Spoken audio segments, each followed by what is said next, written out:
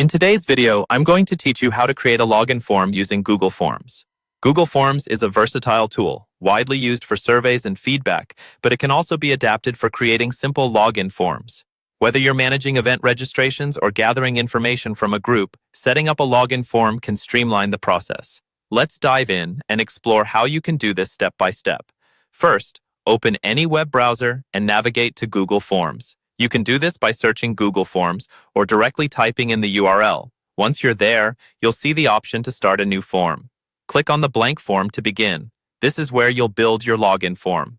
At the top, give your form a title, perhaps something descriptive like Event Login Form or User Access Registration.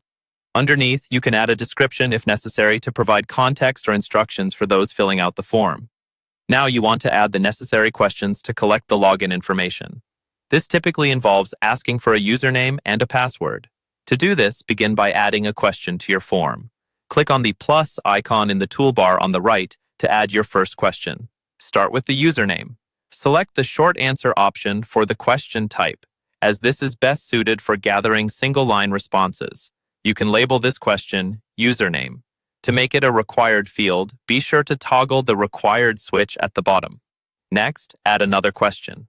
Again, click the plus icon, choose short answer, and label this question password. Remember to also toggle the required switch for this question. It's important to note that Google Forms doesn't have a feature to mask the password input like a typical password field, so consider security and privacy needs when using Google Forms for sensitive information. It's usually advisable not to use it for secure password collection. To enhance user interaction, you can customize the form's appearance. Click on the palette icon at the top to change the theme's color or background image.